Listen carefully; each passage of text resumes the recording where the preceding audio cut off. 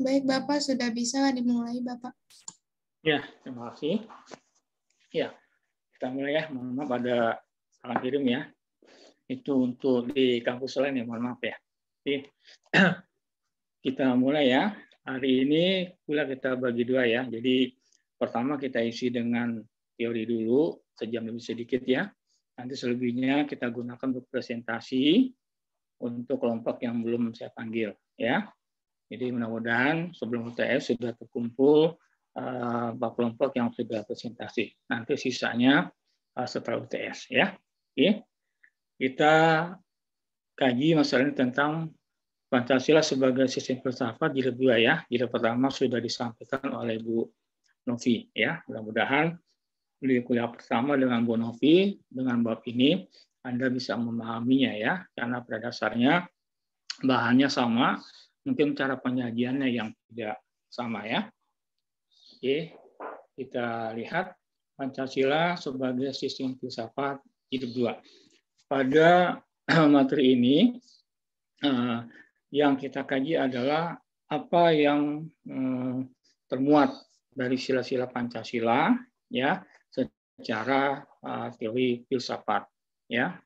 Kemudian apakah Pancasila bisa dikatakan sebagai suatu sistem filsafat? Kita ulang ya. Jadi materi hari ini hanya membicarakan tentang dua hal saja, yaitu nilai-nilai filsafat apa saja yang terdapat di dalam sila-sila Pancasila yang 5 ya, dan apakah Pancasila adalah sungguh-sungguh memuat ajaran filsafat ya. Semoga Anda sudah belajar sebelumnya tentang pembagian dari ilmu filsafat atau bagian dari ilmu filsafat ya, karena ini berkaitan bagian dari ilmu filsafat ya. Saya akan coba sedikit, mudah-mudahan ini diajarkan oleh Bu Novi ya.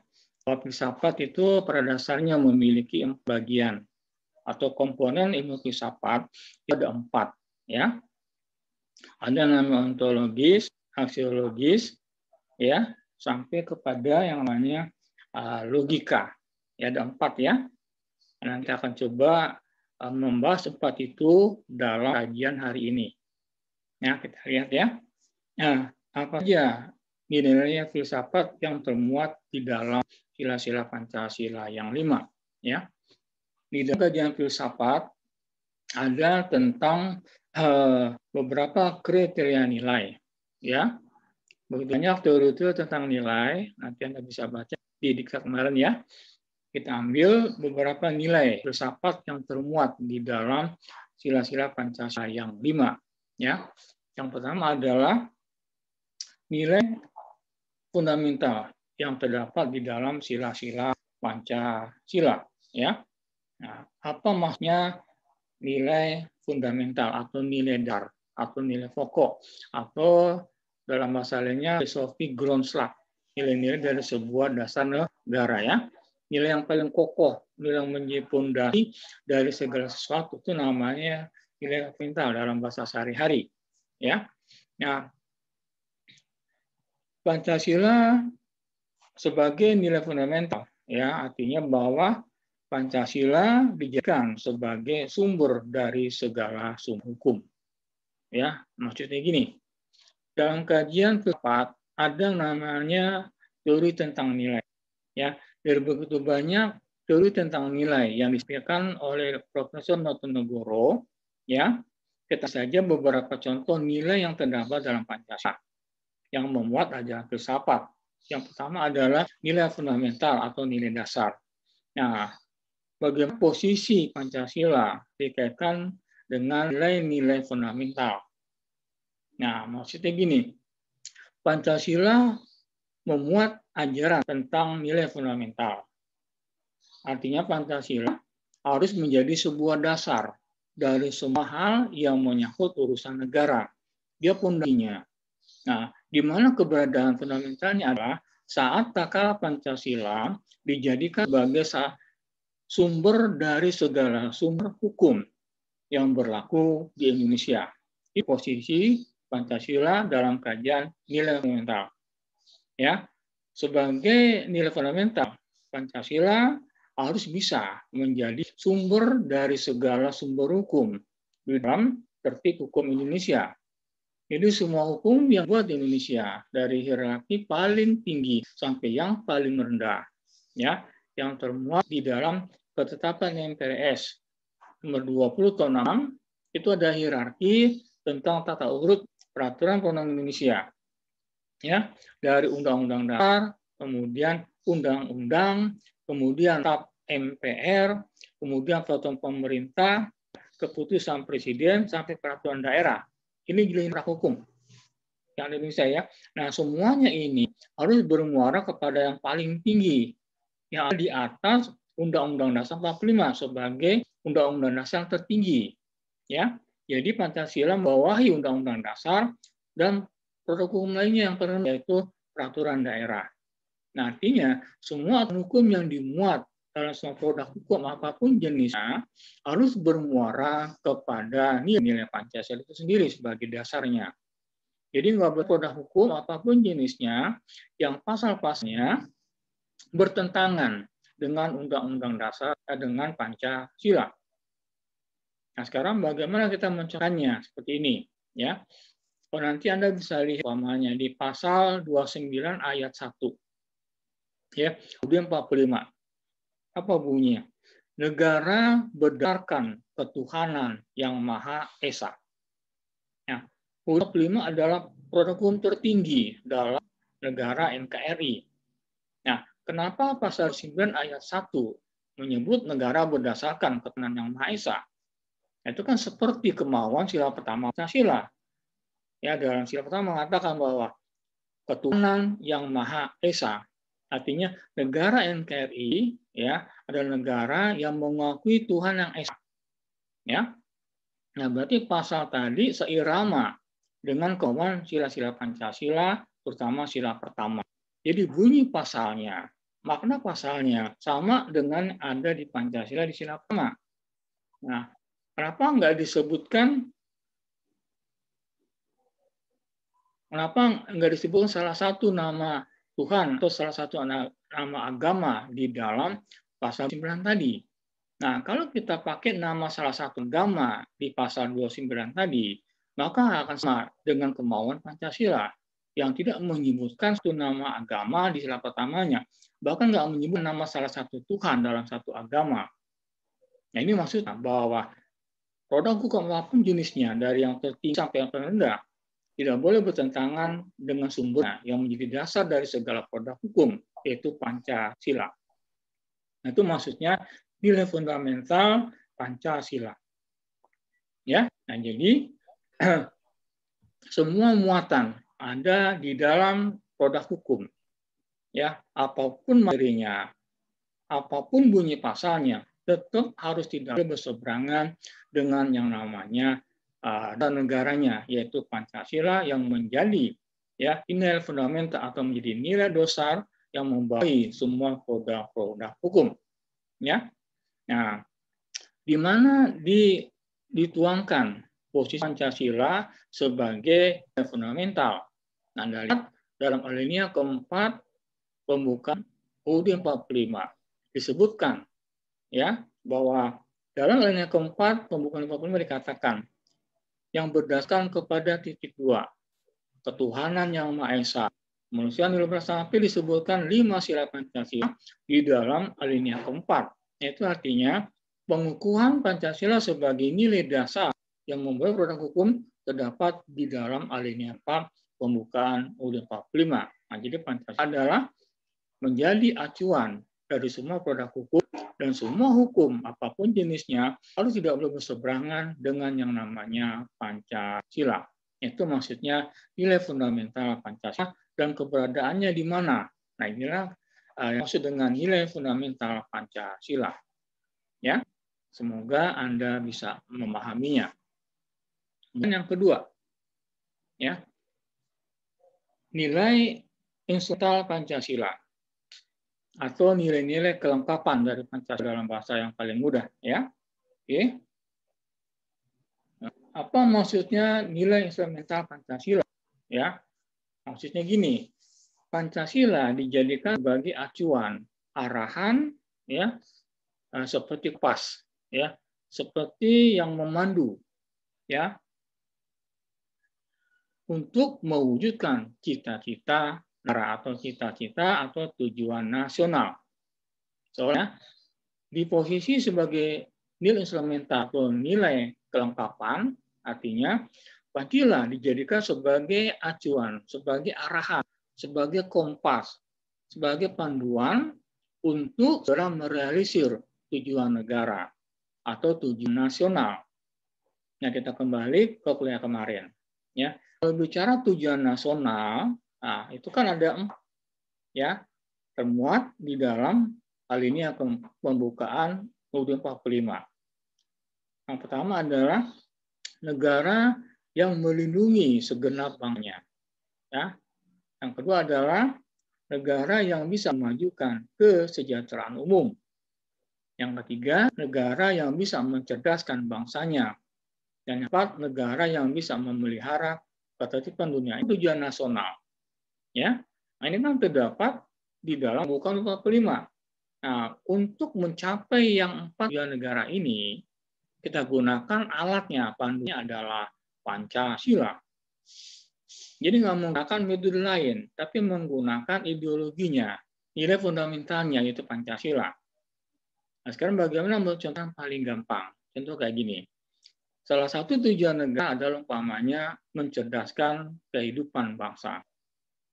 Nah, apabila umpamanya kita lihat sekarang, banyak orang Indonesia yang masih pendidikannya masih sangat kurang.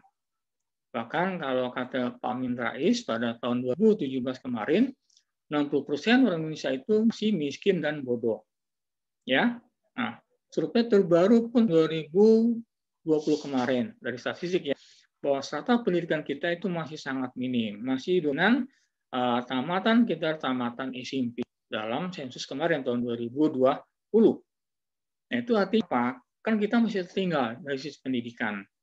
Nah, untuk mewujudkan, mencerdaskan kehidupan bangsa seluruhnya, negara mesti berbuat untuk melakukan ini. Ya, nah, bagaimana cara negara untuk melakukan ini? Ya, gunakan kelengkapan Pancasila di sila-sila yang 4, yang 5 ya maaf.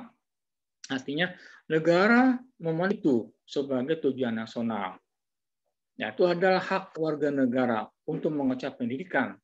Maka nggak suka, mau nggak mau, adalah kewajiban negara untuk turut di dalam mencerdaskan bangsa. Umpamanya, negara menyediakan beasiswa. Ya, semua provinsi menyediakan beasiswa untuk anak-anak yang sedang di sekolah. Ya, kita kalau di Jakarta namanya nih kartu Jakarta, kalau di Jakarta ya, itu ada pemberian untuk kepada siswa yang masuk sekolah negeri. Semuanya dibiayai negara. Bahkan APBN kita itu 20% adalah untuk pendidikan. Negara memberikan beasiswa, negara mendirikan gedung sekolah, negara mencetak tenaga guru, negara mencetak tenaga dosen. Itu semua dalam rangka mencerdaskan kehidupan bangsa. Sebagai apa? Hak warga negara. Nah, ini maksudnya Pancasila bisa dijadikan sebagai alat operasional panduan untuk mewujudkan cita-cita tadi dengan menggunakan nilai-nilai kedua Pancasila yang mengakui Anda hak warga negara untuk mengecap pendidikan sebagai hak asasi manusia. Itu kalau negara. Nah, bagaimana dengan kita sendiri sebagai negara? Nah, kalau memahami Pancasila yang belum bisa sebetulnya untuk membantu orang-orang yang tidak bisa mengecap pendidikan secara layak, Anda bisa berbuat. Umpamanya, Anda membuka kursus-kursus gratis buat orang-orang di tempat Anda yang memerlukan pendidikan. Bantulah mereka dengan mengadakan bimbel-bimbel yang sifatnya gratis, yang bisa mereka nikmati, sehingga mereka bisa mengenyam pendidikan meskipun secara non-formal, lewat pendekatan kemanusiaan yang Anda miliki. Ini maksudnya nilai Pancasila. Ya, dia menjadi arahan bahwa sila Pancasila bisa dijadikan panduan untuk merealisasi tujuan negara. Ya, itu yang pertama. Yang kedua adalah juga menyangkut kepentingan lain. Harus ada bukan hanya negara, bukan hanya WNI yang bisa membantu arah ini. Bahkan juga Pancasila menyuruh negara untuk mewujudkan bentuklah lembaga-lembaga yang membantu orang untuk mempercepat sampai kepada tujuan negara. Umpamanya, negara membentuk departemen sosial atau kementerian sosial untuk apa? Kan membantu kemanusiaan, ya. Saat sekarang sedang ada yang namanya orang-orang yang memerlukan bantuan, maka Menteri Sosial turun tangan untuk memberikan sembako dan sebagainya. Gunakan umpamanya sila kelima tentang keadilan sosial, bahwa setiap orang harus mendapatkan bantuan kalau mereka terpuruk ya dalam kehidupan ekonomi. Ini bantu. Ya berarti Anda pun juga bisa membantu dengan cara membantu bentuk materi, bila mampu memberikan materi. Anda bisa kasih pakaian bekas atau Anda kasih yang lain yang bisa manfaat buat orang yang terkena musibah. Bagi sekarang sedang ada COVID, ya Anda bisa berbuat lebih banyak sesuai yang Anda mampu. Kenapa? Itu bagian dari mewujudkan keadilan sosial. Ya, nah, jadi Pancasila sebetulnya ada filsafat yang sangat tinggi nilainya yang bisa dipakai untuk segala keperluan menjadi acuan. Ya, nah ini maksudnya nilai instrumental Pancasila. Ya, semoga Anda bisa memahami. Oke, yang ketiga. Oke, slide berikutnya nilai operasional Pancasila. Oke, ya. Apa yang dimaksud dengan nilai operasional? Ini panjang ya. Nah, coba simak sebentar, baru saya kirim PPT-nya. Jadi Anda mungkin belum belajar.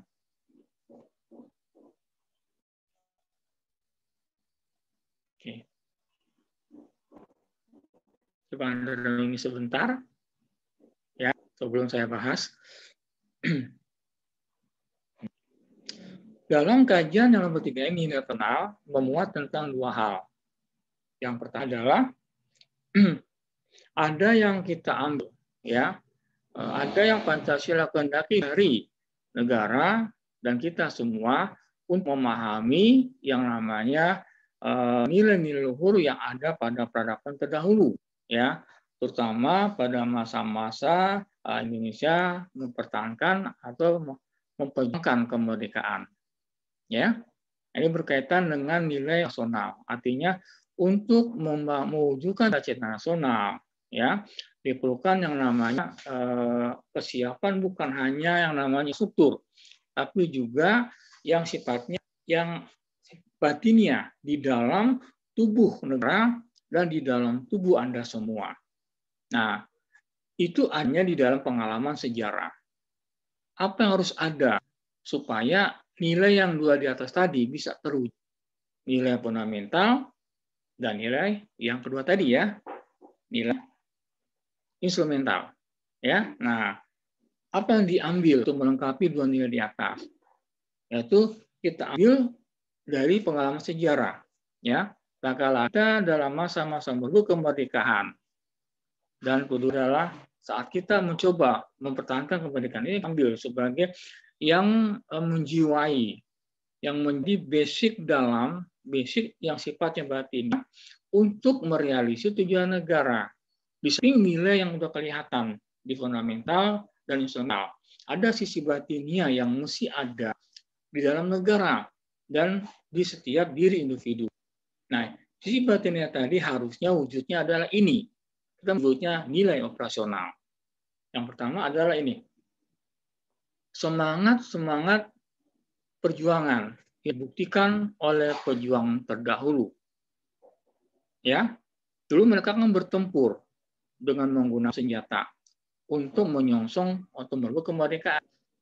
Ya, bukan senjatanya yang kita ambil sebagai pelajaran, tapi kegigihan mereka, perjuangan mereka, pengorbanan mereka, ya itu yang kita jadikan sebagai saripati untuk melandasi supaya nilai dua tadi di atas bisa wujud. Sama kayak gini, kalau Anda ingin sampai kepada cita-cita Anda, bukan hanya fasilitas yang harus Anda miliki, tapi juga kekuatan dari dalam. Mungkin semangat, ya, yang menggebu, mungkin disiplin, yang sifatnya batinnya. Demikian juga untuk mewujudkan negara pun juga harus ada sisi batin yang kuat, yang memiliki negara dan per individu untuk mencapai tujuan nasional tadi. Kalau dasarnya sudah ada, instrumennya sudah ada, sekarang bagaimana operasional supaya jalan? Nah, kelengkapan tadi adanya di sisi batinnya, bentuknya adalah diambil dari pengalaman sejarah. Itu apa? Semangat pantang menyerah, perjuangan, kegigihan, dan sebagainya yang ditujukan pada pahlawan terdahulu. Nah, kalau kita saripakan adalah ini. Pertama, pada masa dahulu, pada masa perjuangan, ya, ada muatan yang ditinggalkan oleh para pahlawan. Pertama adalah ketakwaan kepada Tuhan. Anda lihat perjuangan terdahulu, ya, selalu tidak pernah luput dengan menggunakan kekuatan religius atau kekuatan keagamaan. Contoh, di Ponorogo berperang dengan Belanda. Anda lihat atribut pakaian dipakai di Ponorogo. Itu kan dia memakai gamis, memakai surban, jadi Islami. Ya, nah berarti dia berjuang dengan menggunakan kekuatan agama di samping kekuatan fisik, senjata dan sebagainya. Ya, senjata nggak akan ada artinya tak kalah mentalnya nggak kuat atau tidak ada nuansa yang kuat. Nah, yang paling klasik adalah saat pertempuran peristiwa 10 November 45. Ya, kita mampu menahan Inggris dengan kekuatan penuh. Inggris menggunakan kekuatan angkatan darat, laut dan udara untuk menembus Surabaya. Sementara kita hanya punya senjata bambu. Kenapa kita memenangkan pertempuran? Ya, ada sisi batini yang membuat orang Inggris geleng-geleng kepala. Apa kata orang Indonesia bertempurnya kayak orang gila? Nggak ada takut dengan meriam, dengan bom dan sebagainya. Secara logika nggak mungkin bom runcing mengalahkan meriam sebagainya. Nah, kekuatan itu bukan di bom runcingnya, semangat jihad fisabilillah. Kekuatan agama yang membuat Surabaya mampu bertahan dari gempris meskipun secara teoritis ya nggak mampu mengimbangi kekuatan senjata yang dimiliki Inggris. Tapi kita memenangkan pertempuran.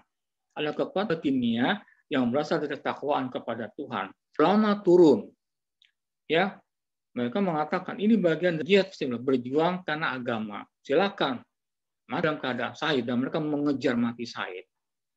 Ini namanya kekuatan ketuhanan yang kita harapkan muncul kepada diri para penyelenggara negara saat mereka ingin mewujudkan tujuan negara. Nah, contoh kayak gini, ya harusnya Menteri Kelautan Edi Prabowo, pamannya tidak melakukan korupsi dalam menjalankan fungsi sebagai menteri. Karena kekayaan laut, ya harusnya orang-orang yang tinggal di laut tadi terpakai atau dipakai untuk yang pribadi. Kan menyalahi ketakwaan. Kalau dia mengerti Pancasila, dia akan melakukan korupsi. Nilai itu yang tidak ada. Nah, kita harapkan ini ada pada penyelenggara negara yang diberi amanah untuk menuju tujuan negara dan kita pribadi dalam rangka mewujudkan tujuan negara. Nah, ini tunjukkan bahwa mereka berjuang dengan menggunakan kekuatan Tuhan. Nah, berarti kita berjuang juga dengan mentalitas ketuhanan. Ini maksudnya nilai personal sama. Yang kedua adalah mereka meninggalkan jiwa semangat merdeka. Artinya mereka semangatnya tidak pernah berhenti untuk mencapai titik merdeka. Artinya dalam menuju tujuan negara tidak ada kata loyo, lemah, ya, tetap semangat dalam kondisi apapun. Termasuk dalam kondisi pandemi sekalipun, semangat ini harus tetap berkobar untuk mewujudkan tujuan negara, baik kepada penyelenggara negara maupun kepada Anda semua. Ya, tujuan negara, situasi apapun sulitnya, tetap kita jalani, kita wujudkan. Ya, dengan apa? Dengan berbekal jiwa dan semangat yang tinggi yang tidak pernah boleh kendur, harus tetap menggebu dan tidak pernah kendur, bahkan tidak pernah boleh berhenti. Ya, karena perjuangan terdahulu kan panjang itu. Ya, dari tahun 1666 sejak abad 16 sampai 19 para pejuang tidak pernah kendur semangatnya untuk merebut kemerdekaan. Nah, kita harapkan gitu. Mewujudkan tujuan semangat ini tidak pernah boleh mati. Ini maksudnya nilai personal Pancasila ya. Semoga Anda bisa memahami. Nah, juga selanjutnya ya. Sampai nah kita ambil satu lagi aja, nasionalis yang C. Hasil berikutnya maaf. Oke. Nah, G, E, F Anda pelajari sendiri ya. Nasionalisme artinya Kalau dulu pejuang terdahulu memiliki rasa cinta kepada tanah air, ya, meskipun mereka dulu menggunakan hanya cinta lokasi atau cinta daerah. Hati Murah berjuang untuk Maluku, Diponegoro berjuang hanya untuk Jawa, Tengku Umar hanya untuk Aceh, ya. Tapi mereka lebih baik ketimbang kita sebetulnya. Mereka mencintai daerahnya sampai mati. Belum tentu kita seperti itu. Yang kita harapkan adalah Anda bisa memiliki ini sangat mencintai negeri, bukan hanya per tempat Anda datang, tapi seluruh NKRI wilayahnya adalah punya kita dan cintai dengan sepenuh hati. Perjuangin, pertahanin sebagai wujud kita cinta kepada tanah air. Ya, masa damai, nasionalisme tumbuh dengan istilah bela negara. Bela negara dan kondisi damai dengan berbuat yang terbaik untuk negara di provinsi masing-masing. Itu namanya nasionalisme. Ya. Nah, ini IF Anda pelajari sendiri ya. Mohon maaf karena kita harus bagi dua sesi. Oke, berikutnya. Hakikat dari sila-sila Pancasila. Oke. Ada beberapa hakikat dari sila-sila Pancasila yang 5, ya.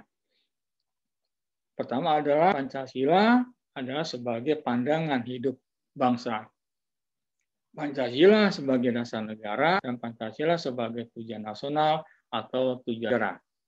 Inilah hakikat dari sila-sila Pancasila yang 5 ya. Yang pertama kita kaji sekarang. Apa maksudnya hakikat Pancasila yang pertama? Pancasila sebagai pandangan hidup bangsa. Ya, maksudnya gini. Sebagai pandangan hidup bangsa artinya sebaiknya ya orang Indonesia tak kalah melihat negerinya, melihat Pancasila harus ada keseragaman. Idealnya tidak boleh orang menafikan sila Pancasila ya seperti maunya sendiri. Harus ada pemahaman seragam tentang memahami Pancasila dengan sila-silanya yang 5. Ya, pada era Bung Karno ya tidak semua orang memahami Pancasila secara benar ya, bahkan Pancasila juga diganggu oleh beberapa pemberontakan ya.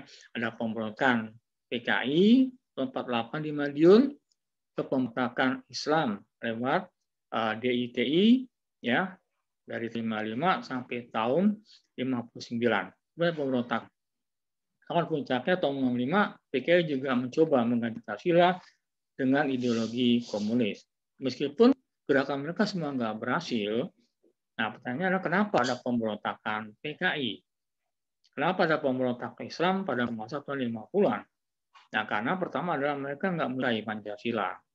Yang kedua, tidak paham tentang nilai filosofis yang terkandung dalam Pancasila. Nah, kemudian adanya beragam pemberontakan, kepahaman yang sama dalam memahami Pancasila, ya, oleh Orde Baru kemudian dicoba ditata supaya semua orang memahami Pancasila secara sama, ya. Nah, kemudian Orde Baru yang menggelar namanya Program Penghayatan dan Pengamalan Pancasila atau P4 disingkatnya, ya. Nah, mungkin Anda ngalami ya, kalau ini zaman saya kuliah saya ngalami ini ya, ada semacam diklat khusus untuk memahami Pancasila secara benar. Jadi ini adalah semacam doktrin, semacam ajaran untuk Pancasila secara serentak. Nah, program PF ini ya itu melibatkan namanya lembaga khusus yang namanya BP7. Di sanalah diolah tentang bagaimana melakukan Pancasila secara benar supaya memahaminya tidak simpang siur. Nah, ini diperkuat dengan TAP MPR nomor 2 tahun 78 ya tentang P4. Nah, jadi semua guru di TAR P4, semua siswa dari tingkat SD sampai tingkat mahasiswa di TAR P4, semua aparat pemerintah di TAR P4, ABRI di TAR P4, ya, organisasi politik pun juga di TAR P4. P4 seperti hal yang mesti dipaksakan dipahami. Nah, programnya kemudian ya tahun 78 sampai Pak Harto lengser tahun 98 orang memahami Pancasila itu benar seragam ya, jadi nggak ngaco, artinya nggak ada istilahnya penafsiran yang berbeda dalam mengamalkan Pancasila yang 5. Nah, sehingga kondisi Pancasila itu jadi stabil karena orang memahaminya seragam, tidak menafsirkannya sendiri-sendiri. Ya, karena gurunya sama dari negara, ya, tutornya adalah sama di negara juga, berarti mereka mengajarkan hal yang sama. Dan jadi keseragaman dalam Pancasila, sehingga Pancasila saat itu dipahami secara benar oleh orang-orang yang hidup pada dekade 78 sampai tahun 98. Jadi mereka tadi tanya Pancasila, jawabannya adalah sama, karena dari ilmu yang sama, dari penata sama, dan dari lembaga yang sama, sehingga mereka ramkan dalam memahami Pancasila. Setelah itu berlalu, sekarang orang nggak lagi kayak gitu. Pancasila ditafsirkan seperti yang semestinya. Apa buktinya? Banyak orang saling berebut, saling berantem tentang perbedaan agama. Ada masih orang yang mempresiskan tentang suku, mendiskriminasikan agama, memojokkan Tuhan. Kenapa? Tidak memahami Pancasila secara benar, menafsirkannya sendiri. Nah, ini yang kita sebut bahwa ini hakikat Pancasila sebagai pandangan hidup bangsa. Ya. Nah, berikutnya, oke. Jadi kita harapkan ke depan Pancasila dipahami tidak oleh orang per orang, harus penyeragaman yang sama untuk memahami Pancasila secara benar.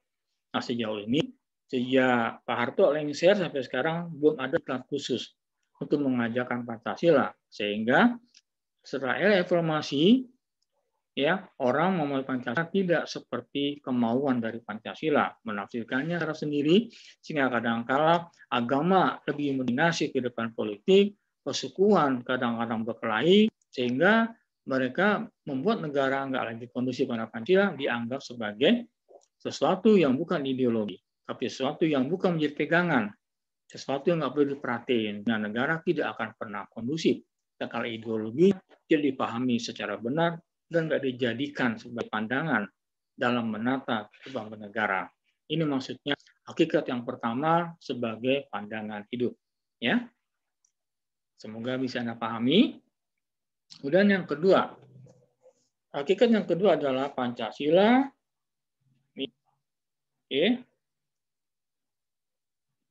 sebagai dasar negara. Sebagai dasar negara, maka Pancasila, ya, kemauan Pancasila di sila-sila yang 5 buah, ya, yang 5 sila, semuanya tertuang dan diwujudkan dalam bentuk produk-produk hukum yang tertinggi, terutama di dalam Undang-Undang Dasar 45. Nah, jadi maksud ini, sebagai dasar negara atau sebagai nilai fundamental tadi, maka Pancasila adalah menjadi sumber dari segala sumber hukum. Ya, dari mulai UU 45 sampai peraturan yang lain, berupa umpamanya TAP MPR, ya, undang-undang, peraturan pemerintah, Kepres, Perda dan sebagainya, semua bermuara kepada nilai yang ada dalam Pancasila. Ya, nah, jadi ini maksudnya hakikat yang kedua, Pancasila sebagai dasar negara menjadi acuan, menjadi sumber dari segala sumber hukum dan segala sumber peraturan yang dibuat di Indonesia. Artinya semua produk hukum dan peraturan tidak boleh menyalahi kemauan dari sila-sila Pancasila yang 5. Ini maksudnya hakikat yang kedua, Pancasila sebagai dasar negara. Ya. Yang kedua, yang ketiga, ya, Pancasila sebagai tujuan nasional. Oke. Nah, tujuan nasional terdapat di dalam dia dalam alinea keempat pembukaan 45. Ada 4 tujuan negara. Ya. Nah, untuk mencapai tujuan negara tadi harus ada aplikasinya. Bagaimana mewujudkan itu semua melalui tangan pemerintah. Yang berarti setiap rejim pemerintahan tentu nggak sama dalam menata Indonesia ke depan. Ya, di zaman Orde Baru dulu, Indonesia dibangun dengan menggunakan konsep pembangunan pelita, pembangunan per 5 tahun. Ya, jadi Pak Harto dulu membangun Indonesia dengan menggunakan program pelita, pembangunan 5 tahun. Jadi per 5 tahun, arah pembangunan dibawa ke sana dan sebagainya, sistematis. pelan-pelan tapi bertahap. Kemudian terbangunlah begitu banyak infrastruktur sejak beliau memerintah. Suka nggak suka, ini salah satu keberhasilan beliau, sehingga beliau disebut sebagai Bapak Pembangunan Nasional. Nah, bisa menata negeri dengan pelan-pelan, tertib, dan teratur. Meskipun juga sudut kelemahannya. Nah, kita bicara kelebihannya saja, kita nggak usah bicara kelemahan. Tertata, ya perbankan dibangun, sekolahan dibangun, jalan dibangun, semua dibangun pelan-pelan, pertanian diperkuat. Ya, nah sehingga kita dulu negara yang tidak yang dalam kondisi buruk, tapi pelan-pelan di negara yang bangkit dari terpuruk di negara yang sejahtera. Nah, apa buktinya? Ya, pada tahun 83 dan tahun 84 yang lalu, Pak Harto mendapatkan piagam penghargaan dari FAO ya sebagai organisasi pangan sedunia di WHO, di PBB, sebagai negara yang surplus dari hasil pertanian, dan kita bisa membagikan beras dan sebagainya secara gratis kepada negara-negara di kawasan Asia yang sekarang menjadi ASEAN. Ya, pada dekade 80-an. Kita menjadi negara yang membagi beras, bukan mengimpor beras. Negara membagi begitu jenis tumbuhan atau makanan kepada bangsa lain secara gratis dalam waktu tahun. Bukan menjadi bangsa yang mengimpor beras atau dikasih beras oleh bangsa asing. Ya, ini salah satu prestasi yang sampai saat ini belum pernah terulang. Ya, nah ini namanya kemauan dari tujuan negara. Nah, Orde Baru menggunakan yang namanya garis-garis besar haluan negara. Jadi membangun negara dengan menggunakan GBHN, itu dibuat oleh MPR yang mengarahkan program pembangunan lebihnya per 5 tahun. Berbarengan nggak bisa, karena menyangkut anggaran, skala prioritas, dan sebagainya. Nah inilah, jadi tujuan nasional hanya bisa terwujud apabila ada yang namanya pembangunan yang bertahap, ya, yang konsekuen, ya, kontinu, nggak pernah berubah-ubah, ya.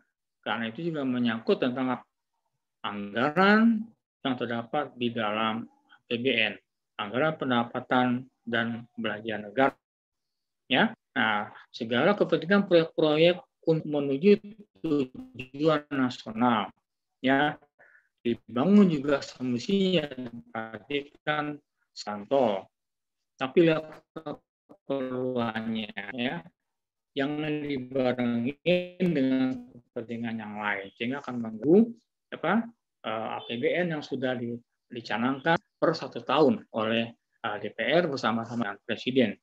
Nah, ini maksudnya untuk merealisasi tujuan negara tadi, kita menggunakan Pancasila sebagai acuannya. Jadi Pancasila sebagai tujuan nasional, ya, menuju keadilan dalam sila yang kelima. Itu bisa wujud apabila tata kelola pembangunan memperhatikan garis-garis besar haluan negara.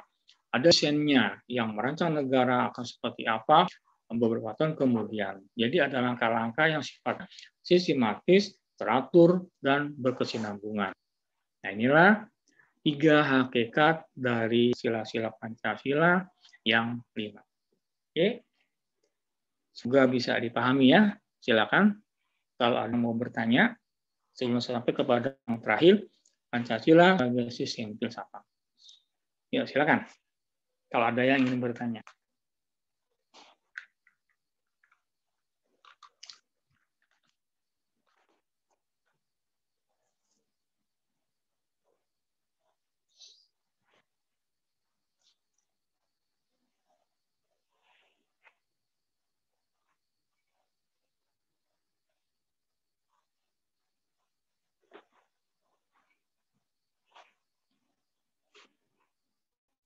Sudah?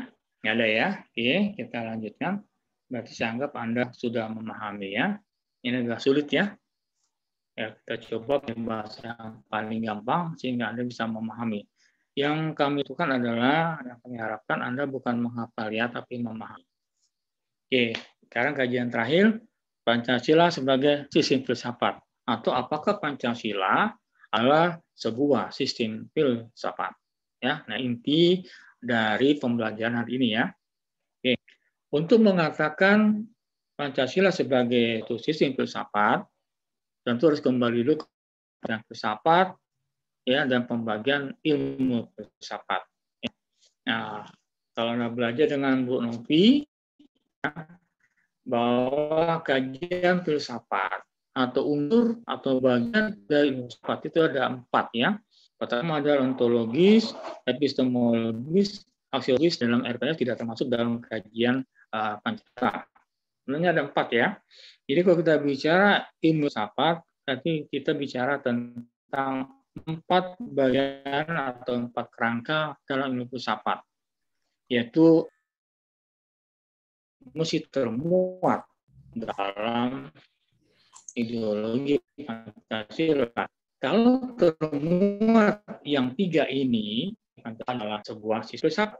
Kalau nggak termuat yang 3 ini, berarti Pancasila bukan sebuah filsafat. Ya, kita lihat kajiannya. Ya, nilai ontologis berikutnya. Oke.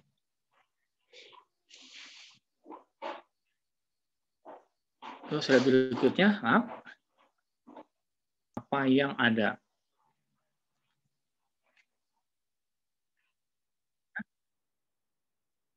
Dalam sistem filsafat, ontologis adalah mengkaji satu dari yang sudah ada atau satu yang update, sesuatu yang real, yang kelihatan di depan mata, namanya ontologis. Ya, jadi filsafat juga ada ilmu yang muncul dari sesuatu yang dilihat. Ya, umpamanya gini nih, ya, kenapa ada ilmu tentang botani, tentang tumbuh-tumbuhan, ya. Nah, nggak akan mungkin ada ilmu botani kalau Tuhan nggak ciptakan tumbuhan yang begitu beragam. Maka dari sebab Tuhan ciptakan tumbuhan yang ada di depan mata, maka dipelajari oleh ilmuwan. Lahirlah namanya ilmu botani tentang tumbuhan. Itu namanya belajar ontologis dari yang sudah ada. Ya, ya, tidak mungkin namanya lahir tentang anatomi tubuh. Kalau Tuhan nggak menciptakan kerangka manusia lebih dulu. Jadi Tuhan ciptakan, kemudian memberikan ilmu. Itu namanya ontologis. Ya, akhirnya kita kembali ke laptop. Apakah Pancasila memuat ontologis? Ya, ini yang terpenting, ya. Pancasila memiliki nilai ontologis. Ya, artinya dalam beberapa kajian mengatakan Pancasila bernilai ontologis, diuji dari yang sudah ada sebelumnya atau melihat dari solidaritas yang pernah ada sebelumnya, maka Pancasila memuat ontologis. Contoh kayak gini, ya, istilah Pancasila yang dipopulerkan Bung Karno, ya, pada tanggal 1 Juni muncul perkataan Pancasila dan dijadikan sebagai dasar negara. Secara ontologis, perkataan Pancasila sebetulnya pernah ada lebih dulu sebelum Bung Karno lahir malah, yaitu perkataan Pancasila Krama di dalam kitab Sutta Soma. Nah, kita pernah mengkaji kemarin dengan landasan historis. Istilah Pancasila, ya, itu pernah diperkenalkan pada masa Majapahit lewat kitab Sutta Soma yang populer, yaitu perkataan Pancasila Krama. Ya, ini yang kita katakan sebagai ontologi. Bahwa dari sudut istilahnya, perkataan Pancasila sebetulnya adalah pernah populer sebelum Bung Karno memperkenalkannya, ini kata Pancasila Krama. Bahkan kata Pancasila ini juga dalam pidato Bung Karno berasal dari Pancadharma, berganti menjadi Pancasila. Oke, nah, itu pendekatan yang paling mudah. Jadi Pancasila adalah muat ontologis, ya, dikaji dari yang sudah ada. Nah, apalagi untuk membuktikan Pancasila memiliki ontologis, nilai ontologis, mendalilkan sila-sila Pancasila yang 5. Ya, nah, ada sila ketuhanan dalam sila pertama. Kenapa ketuhanan? Karena nilai ketuhanan diambil dari peradaban masa lalu. Yang kelihatan yang ditinggalkan adalah prasasti. Ya, kata pelajar kemarin di landasan historis. bahwa Kerajaan Kutai mengenal agama Hindu sebagai agama negara. Sriwijaya memperkenalkan agama Buddha sebagai agama kerajaan. Nah, sekarang Hindu masih ada, Buddha masih ada. Kita menyebutnya Tuhan. Nah, jadi istilah pertama, sila pertama Pancasila bermuatan Tuhan diambil dari yang sudah ada sejak dulu yang pernah dipraktekkan dalam kita, itu kepercayaan kepada Tuhan. Nah, jadi Pancasila membuat nilai-nilai ontologis. Berarti Pancasila adalah sebuah filsafat. Oke, semoga bisa Anda pahami. Ya. Berikutnya, nilai epistemologis. Oke, bisa slide berikutnya. Maaf.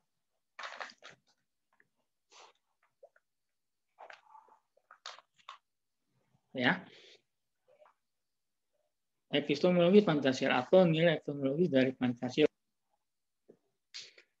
Epistemologis adalah ilmu yang mempelajari tentang seluk-beluk pengetahuan. Ya. Oke. Nah, ini agak sedikit sulit ya. Kita coba menerjemahkannya dalam bahasa yang paling gampang.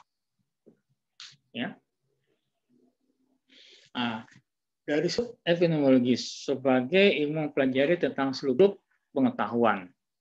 Nah, Pancasila digali, dirumuskan oleh para perumus Pancasila pada sidang BPPKM yang pertama kemarin ya, kita pernah kaji saat kita bicara dasar negara. Ya, apa yang mereka ambil dari sejarah masa lalu, yaitu ilmu-ilmu yang ditinggalkan oleh pendahulu negara dalam bentuk prasasti. Ya, artinya bahwa Kutai yang pernah besar pada masa dahulu meninggalkan satu ilmu pengetahuan yang berharga buat kita, meninggalkan prasasti yang menjadi sumber pengetahuan buat orang-orang yang berikutnya. Mereka mengajarkan tentang pentingnya nilai ketuhanan dalam kehidupan kerajaan. Pentingnya nilai-nilai kemanusiaan yang dipertontonkan oleh kerajaan Kutai di masa lalu. Ya, saat Kutai mengakui agama Hindu sebagai agama kerajaan dan agama orang-orang di kerajaan Kutai. Itu adalah suatu ilmu bahwa agama adalah sangat penting dalam kehidupan kerajaan. Nah, kemudian ini diambil sebagai pengetahuan oleh para penulis Pancasila. Inilah sebetulnya ilmu yang sangat berharga. Indonesia menggunakan sila pertama dengan menggunakan pendekatan ketuhanan di sila pertama. Kenapa? Karena mereka tahu salah satu yang membuat Kutai besar adalah pengakuan tentang adanya Tuhan dan kedekatan pemimpin kerajaan kepada rakyatnya dan kepada pemuka agama menjadi kekuatan yang sangat kuat. Ya, nah ini yang menjadi saripati pengetahuan yang ditinggalkan oleh Kutai, digali, kemudian digali negara yang sekarang. Kita tidak menyebut nama Hindunya, tapi kita pergunakan Tuhannya.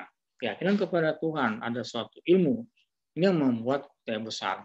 Ini juga membuat kerajaan Sriwijaya besar dan juga Majapahit menjadi besar. Nah, Majapahit, kalau kita baca kemarin, mengakui toleransi antarumat beragama dengan kalimat Bhinneka Tunggal Ika Tanhana Dhamma Mangruwa kemarin. Bahwa Empu Tular, kitabnya Sita Soma mengajarkan pentingnya kerukunan hidup antar agama atau antar umat agama. Sehingga Majapahit mengakui begitu banyak kepercayaan, jadi kekuatan yang utuh dan kerajaan tidak mencampur urusan agama, tapi mengayomi agama sehingga raja dihormati oleh semua agama. Ini kan satu ilmu. Nah, ini kemudian dijadikan sebagai sila pertama Pancasila mengakui Tuhan yang ada di Indonesia, ya Tuhan yang dimiliki dalam agama. Nah, ini ilmu yang diambil. Nah, jadi Pancasila memiliki nilai-nilai epistemologis diambil dari pengetahuan yang ditinggalkan kedua yang mengajarkan tentang seluk-beluk pengetahuan dan kita menemukan ilmu dari sejarah di masa lalu dan dijadikan realisasinya sebagai sila-sila Pancasila yang lain. Nah, jadi Pancasila memuat epistemologis. Nah, berarti Pancasila adalah sebuah sistem filsafat. Oke. Yang terakhir, ya. Aksiologis Pancasila. Apa itu aksiologis atau aksiologi? Ilmu yang mempelajari tentang hakikat dari nilai-nilai yang berkaitan atau yang berkaitan dengan nilai. Nilai disiplin logis. Nah, kalau kita bicara nilai, tentu banyak pengertiannya. Anda bisa lihat dalam buku saya bahwa nilai banyak sekali macamnya. Banyak teori tentang nilai yang disampaikan oleh Profesor Notonegoro ya. Nanti Anda kembali diktatnya tentang nilai ya. Nah, kajian tentang semua nilai yang ada atau hakikat nilai adalah bikin ilmu aksiologis. Nah, apakah Pancasila memuat nilai-nilai aksiologis atau nilai-nilai yang mempelajari hakikat nilai yang sesungguhnya? Anda lihat, Pancasila sebetulnya memiliki nilai-nilai aksiologis, ya. Artinya Pancasila memiliki nilai yang sangat tinggi, yaitu nilai yang ada pada diri Pancasila itu sendiri yang menjadi nilai dasar. Apa nilai dasar yang dititipkan Pancasila kita semua? Nilai yang ada sejak dulu, ya. Nah, nilai diletakkan menjadi nilai dasar Pancasila, nilai tinggi atau hakikat nilai tertinggi di ajaran Pancasila di sila yang kelima. Apa itu hakikat yang tertinggi di mata Pancasila? Pertama adalah ketuhanan. Yang kedua, nilai kemanusiaan. Yang ketiga, nilai persatuan. Yang keempat, nilai mufakat. Yang kelima, nilai keadilan. Seorang ya, aksiologis itu mempelajari tentang hakikat nilai. Ya. Nah, dalam kajian aksiologis artinya sebuah ideologi yang memiliki nilai aksiologis apabila dia membentangkan sebuah hakikat nilai yang sangat agung, yang sangat tinggi, ya, sebagai pemikiran yang sangat dalam. Nah, nilai tadi bisa menjadi acuan untuk semua hal, karena hakikat semuanya bermuara kepada nilai tadi. Nah, nilai yang tertinggi itu namanya ada nilai-nilai terkandung dalam sebuah ideologi. Nah, Pancasila mengajarkan hakikat nilai yang tertinggi untuk Indonesia, ya. Nah, hakikat nilai tadi ya adalah nilai-nilai Tuhanan, nilai-nilai kemanusiaan, nilai-nilai persatuan, nilai-nilai mufakat, dan nilai-nilai keadilan. Inilah nilai yang hakikat nilainya. Ya, artinya 5 nilai yang menjadi tolak ukur, menjadi dasar dari semua yang ada dalam negara. Ya, artinya negara harus ada nuansa ketuhanannya, harus ada nilai-nilai atau nuansa kemanusiaannya, nilai persatuan, mufakat, dan nilai keadilan. Nah, jadi ini hakikat tinggi. Ini yang diajarkan oleh Bung Karno dalam pidato 1 Juni 45, sebuah ilmu tentang hakikat nilai. Nah, sekarang kita kaji ulang, apa iya ini adalah hakikat tertinggi yang bisa digunakan untuk Indonesia ke depan? Tentu kita perlu contoh. Sekarang kita ambil contoh sila yang keempat, adalah umpamanya ya. Nah, tentang nilai mufakat atau musyawarah. Bung Karno mengajarkan pada 1 Juni bahwa untuk memecahkan persoalan bangsa atau jenisnya, solusinya yang terbaik adalah menggunakan musyawarah dan mufakat. Musyawarah kelompok, musyawarah keluarga, atau musyawarah dalam arti menggunakan perwakilan lewat DPR, lewat dewan kota, dewan kelurahan, dan sebagainya. Itu kan musyawarah dan perwakilan. Artinya, bila kita menggunakan ini di hakikat yang tinggi, maka akan mengurangi hal yang nggak perlu jadi. Seperti tidak akan ada benturan apabila musyawarah. Tidak akan ada korban jika menggunakan musyawarah. Tidak akan ada kerugian jika menggunakan musyawarah. Yang tinggi nilainya. Kalau diterapkan untuk negara, Indonesia kondusif. Ya, jadi nggak perlu kalau kita memecahkan masalah, kita mengutamakan kita. Ya, atau kita bayar orang untuk unjuk rasa. Itu nggak selesai masalah, malah menimbulkan masalah. Dengan musyawarah, kita bisa melakukan upaya yang terbaik. Ya, nah kalau Anda nggak puas juga, Anda bisa melakukan upaya meminta klarifikasi apabila Anda nggak puas. Umpamanya, ya, telah dicontohkan pada peristiwa yang kemarin. 2 kali Prabowo melakukan hal sama. Dalam pemilihan pertama dulu, Prabowo kan dikalahkan oleh Pak Jokowi dan Yusuf. Lalu yang kedua dikalahkan lagi oleh Jokowi dengan Ma'ruf Amin. Ya. Nah, apa yang kita lihat saat Prabowo menggugat hasil Pilpres ya lewat Mahkamah Konstitusi. Itu kan upaya yang diajarkan di Pancasila. Musyawarah lewat wakilan. Udah ada lembaganya mengatasi perselisihan pilkada atau pilpres. Kita gunakan Mahkamah Konstitusi, artinya dia tahu kalau menggunakan masanya yang begitu pendukung yang kuat pasti berantem dengan Pak Jokowi. Kita mengganggu negara. Sebagai seorang tentara dia betul. Tidak perlu kita buang-buang tenaga untuk membenturkan bangsa. Gunakan hak prerogatif kita, gunakan hak kita sebagai negara untuk menggugatnya secara hukum. Nah, negara menyediakan fasilitas. Gugatlah ke Mahkamah Konstitusi, diadili di sana. Bahkan kan kita bisa melihatnya langsung. Nah, itu namanya ajaran musyawarah. Boleh dilakukan per keluarga, per kelompok, atau dalam skala negara. Semuanya bermuara kepada nilai tertinggi. Gunakan musyawarah. Inilah titipan nilai yang diletakkan Bung Karno 1945. Nah, berarti inilah aksiologis. Nah, Pancasila memuat nilai-nilai atau hakikat nilai yang tertinggi. Ya, nah Pancasila kalau kita kaji sebetulnya memiliki nilai-nilai filosofis, aksiologis yang sangat tinggi yang apabila memahami secara benar. 5 ajaran Pancasila adalah ajaran yang sangat tinggi hierarkinya dalam kehidupan negara, dan belum tentu kita bisa menciptakan yang seperti itu. Dan Bung Karno bisa menciptakannya sebagai sebuah ideologi dari 5 ajarannya. Ya, berarti Pak Bung Karno adalah seorang mengerti betul ilmu filsafat. Ya, nah inilah cerita kita tentang Pancasila sebagai sistem filsafat jilid kedua. Ya, semoga Anda bisa memahami ya. Mohon maaf apabila contoh-contohnya tidak berkenan, tapi itu contoh untuk mengatakan saja untuk memahami Pancasila ya. Oke, silakan kalau ada yang mau tanya sebelum saya buka dengan diskusi kelompok. Ya. Ya. Nah, hari ini saya undang waktunya nggak panjang ya. Ya, kita gunakan ini ya. Satu kelompok aja ya yang maju ya, karena waktunya sudah mepet banget. Satu kelompok, ya saya mohon dengan segala hormat ya, kelompok 2 untuk maju presentasi hari ini ya. Saya beri kepada Anda 20 menit maksimal untuk Anda memuatkan hasil makalah Anda. Sebisa mungkin, seperti yang saya kemarin ya, substansinya saja. Nah, jadi pelajari apa intisari dari pemikiran-pemikiran para tokoh yang Anda pilih dalam perumusan Pancasila ya. Jadi nggak bicara terlalu banyak tentang profil orangnya, tapi substansinya. Kajian dari rumusan-rumusan dari tokoh yang Anda pilih. Intisarinya aja Anda ambil. Ya.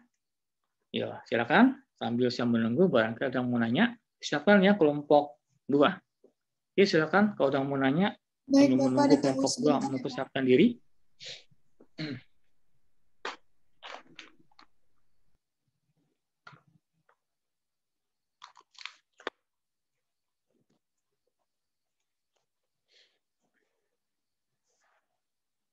Oke, silakan. Soalannya ya, kelompok 2 ya. Besok bisa sampai sini ya dari saya, sama materinya sampai Pancasila 2 ya. Filsafat Pancasila, filsafat jilid 2 ya, sampai di sini untuk UTS. Nanti etika dan Pancasila untuk bahan UAS ya. Jadi materi saya sampai di sini ya UTS-nya. Tolong sipanya diperhatiin. Materi dari saya sampai di sini ya. Oke, sang kelompok 2 ya untuk presentasi.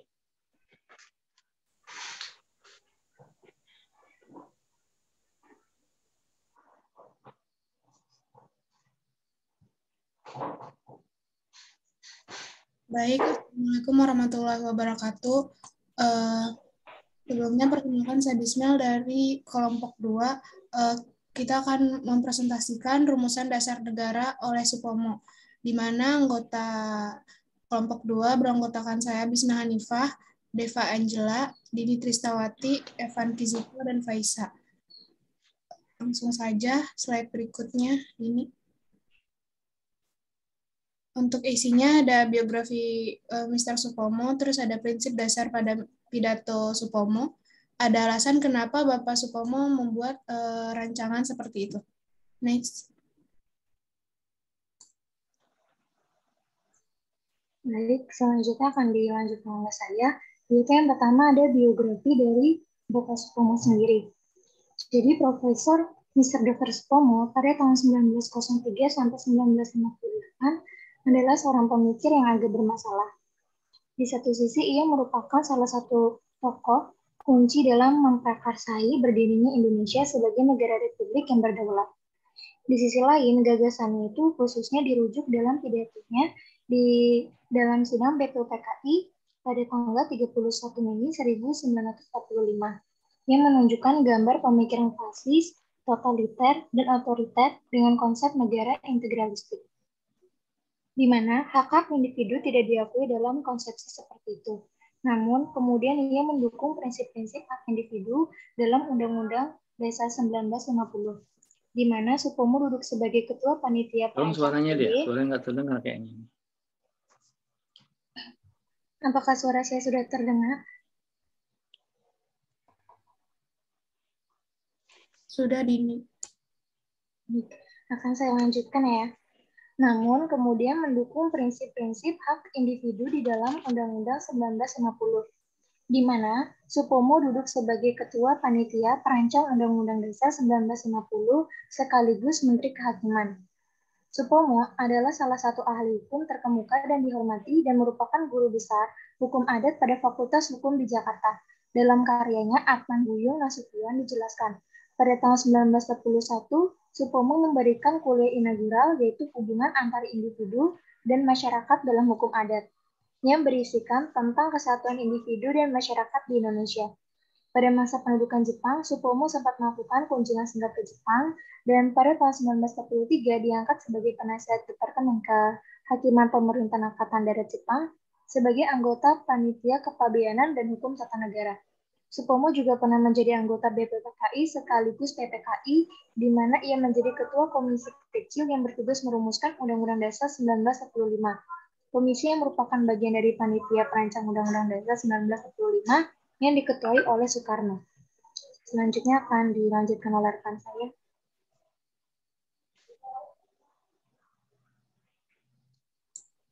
Baik, selanjutnya itu ada asas dasar negara dalam pidato Pak Supomo, yang asas pertama yaitu persatuan.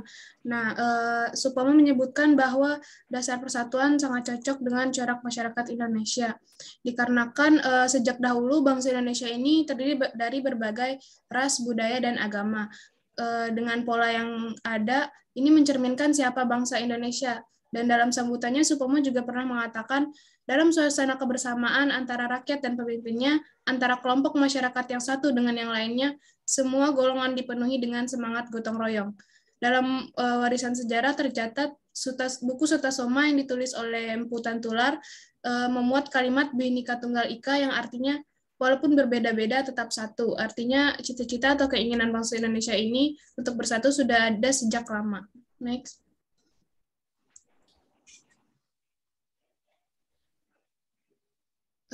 Yang kedua ada kekerabatan atau kekeluargaan. Kekeluargaan menurut Supomo ini bertentangan dengan pembukaan yang orientasi dan semangatnya adalah demokrasi dan egaliter. Batang tubuh Undang-Undang 1945 menetapkan prioritas eksekutif dengan kekuasaan dan masa jabatan yang praktis, tidak terbatas, mencegah masuknya secara eksplisit sejumlah proposal seperti komitmen tegas terhadap HAM, hak politik, dan desentralisasi. Terlepas dari niat baik Supomo, konstitusi yang disusunnya telah memberikan landasan hukum bagi doktrin seperti fungsi ganda, ABRI, dan militer dalam politik, sentralisasi kekuasaan, pemerintahan rezim otoriter yang represif, demokrasi terpimpin, moderat, dan konsekuen. Moderat artinya yaitu demokrasi terpimpin di bawah Presiden Soekarno yang masih memberikan ruang terbatas bagi perbedaan dengan membiarkan partai-partai yang berbeda ideologi tetap eksis dan berniat membangun sosialisme. Konsekuensinya yaitu demokrasi terpimpin Presiden Soeharto yang memadukan politik kekerasan dengan sama sekali menghilangkan perbedaan pendapat dan ekonomi kekerasan dengan membebaskan semua persaingan kapitalis didukung oleh kekerasan militeristik dan mesin birokrasi yang korup. Next.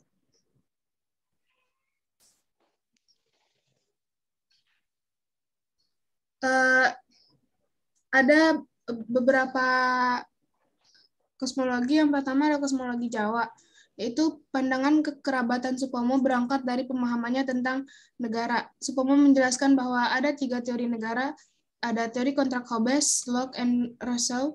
Yang kedua, teori kelas Marx yang disebut dengan teori integralistik Spinoza, Adam Muller, Hegel.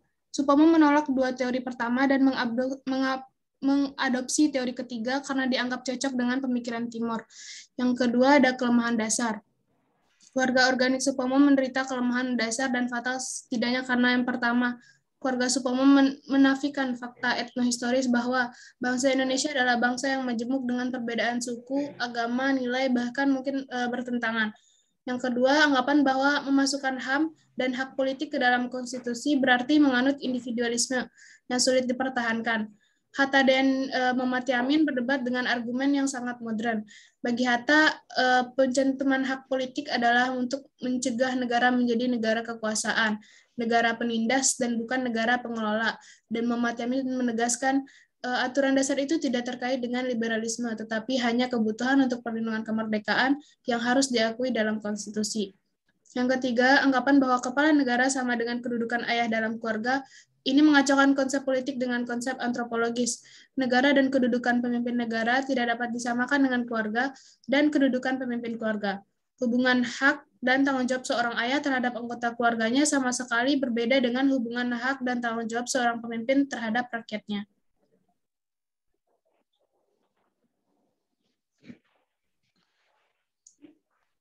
Yang ketiga ada keseimbangan fisik dan spiritual atau keseimbangan lahir dan batin. Menurut Supomo, negara merdeka harus memiliki wilayah, rakyat, dan pemerintahan yang berdaulat menurut hukum internasional. Supomo menyarankan setelah Indonesia terbentuk harus bersatu dalam kesatuan. Negara tidak hanya memperhatikan kelompok mayoritas, tapi juga seluruh lapisan masyarakat. Supomo juga menentang Indonesia dijadikan negara Islam sesuai dengan keinginan kelompok Muslim. Ia berpandangan bahwa urusan agama harus dipisahkan dari urusan negara. Supomo dalam sambutannya pernah menyebutkan bahwa jika kita ingin mendirikan negara Indonesia yang sesuai dengan kekhasan sifat dan watak bangsa Indonesia, maka negara kita harus berdasarkan negara pemikiran yang integralistik atau state side, negara yang bersatu dengan seluruh rakyatnya, yang mengalahkan semua golongannya dalam bidang apapun. Dari pertimbangan kata-katanya ini, hal hebat yang dikemukakan Supomo di akhir pidatonya itu menegaskan tentang perlunya badan musyawarah. Badan ini rupanya dimaksud yaitu sebagai wadah musyawarah antara pemerintah dan rakyat agar pemimpin tetap bersatu dengan rakyat. Next.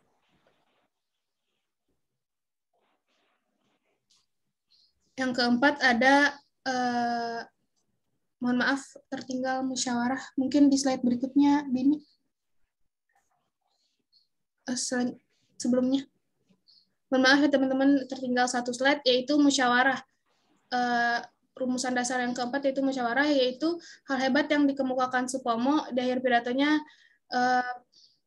dimaksudkan yang tadi itu untuk wadah musyawarah antara pemerintah dengan rakyat, sehingga pemimpin terus menyatu dengan rakyat. Yang kelima ada keadilan rakyat.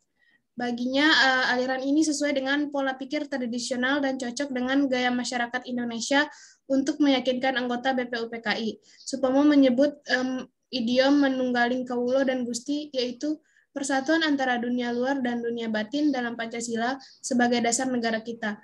Ungkapan ini juga dapat berarti persatuan antara rakyat Indonesia dengan pemimpin dan persatuan antara golongan di seluruh Indonesia. Jadi menurut Supomo, dasar persatuan dan kekerabatan ini juga sangat cocok dengan corak masyarakat Indonesia yang berideologi Pancasila.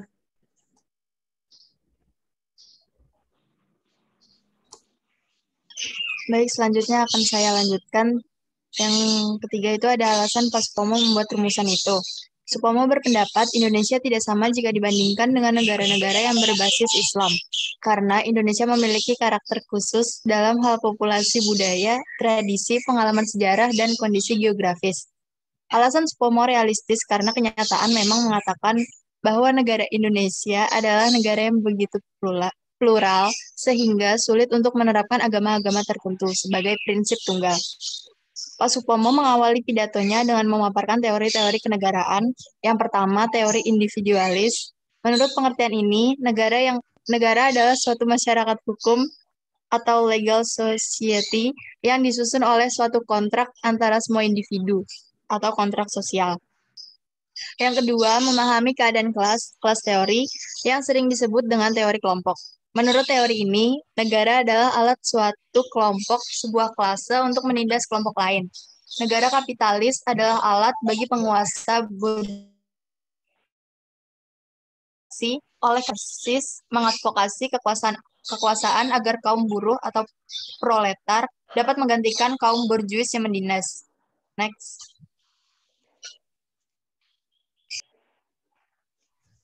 Ya, baik, selanjutnya akan saya lanjutkan, yaitu kesimpulannya.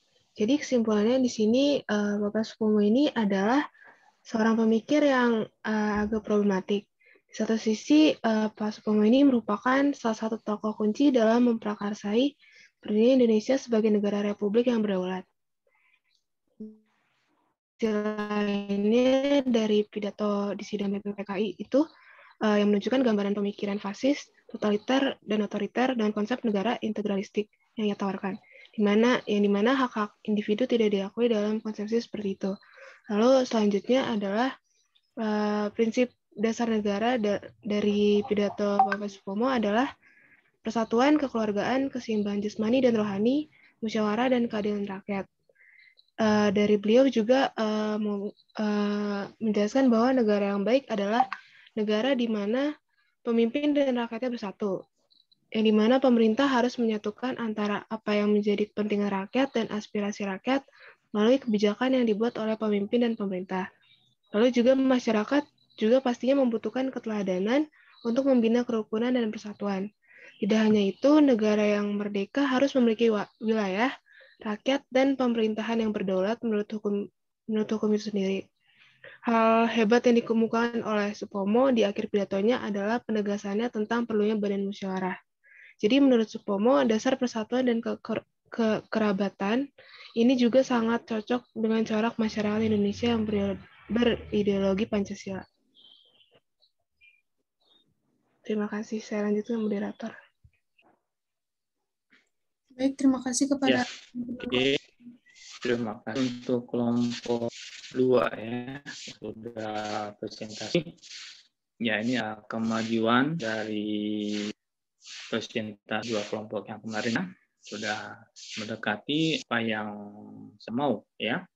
Di ini yang minta jadi ada lebih mengarah pada mencoba merefleksikan ya dari rumus-rumusan yang dijadikan pemikiran oleh para perumus Pancasila ya. Ada kelompok 2 itu sudah baiknya hanya satu saja melengkapi, harusnya berbagi per ini ya, per sila. Makanya kandungan sila pertama Supomo ini muatan pemikirannya ya. Nah, kedua ini muatan pemikirannya ya. Nah, ini itu kurang ya. Anda hanya membaca keseluruhannya ya. Jadi dibilah saja per sila gitu. Pokoknya sila pertama ini kerangka berpikirnya Supomo, idenya gitu. Nah, itu yang saya ingin. Jadi Anda memahami kerangka pikir dari semua tokoh yang Anda pilih. Dan itu yang membedakan antara Soekarno, Muhammad Amin, dan Supomo atau tokoh lain. Ya. Nah, jadi ini lebih mengarah kepada yang saya mau. Hanya sedikit Anda perbaiki ya. Anda sistematiskan saja. Sila pertama bunyinya ini rangka berpikirnya Supomo, tetap selesai. Sila kedua ini Supomo, makanya ini ya. Nah, ini yang saya ingat ya. Nah, terima kasih kelompok 2 yang sudah perbaiki seperti yang saya mau dalam pembicaraan kemarin. Saya berharap nanti kelompok berikutnya lebih jam dari yang sebelumnya. Karena Anda kan belajar dari pengalaman yang sebelumnya ya. Nanti kita akan beri kesempatan lagi buat kelompok yang saya suruh perbaiki ya, begitu kelompok 1, 5, kelompok 2 hari ini ya ada perbaiki ya yang seperti yang saya mau. Nanti akan presentasi ulang di sisa waktu yang ada ya. Kita akan buat schedule khusus untuk Anda mengulang kembali presentasi. Saya inginnya nilai Anda sempurna ya untuk melengkapi jikalau nilai Anda TS tidak baik atau nilai UASnya nggak baik ya, karena nilai tugas dipegang dosen, tapi nilai UTS dipegang oleh pihak guruan. Jadi ini hal yang bisa kami bantu dengan nilai kelas ya. Oke, ini saya sampaikan. Terima kasih untuk si Pen di kelas yang sudah berupaya tersenggaranya hari ini dan pasti teman yang hari ini datang atau menghadiri pembelajaran Pancasila lewat Zoom.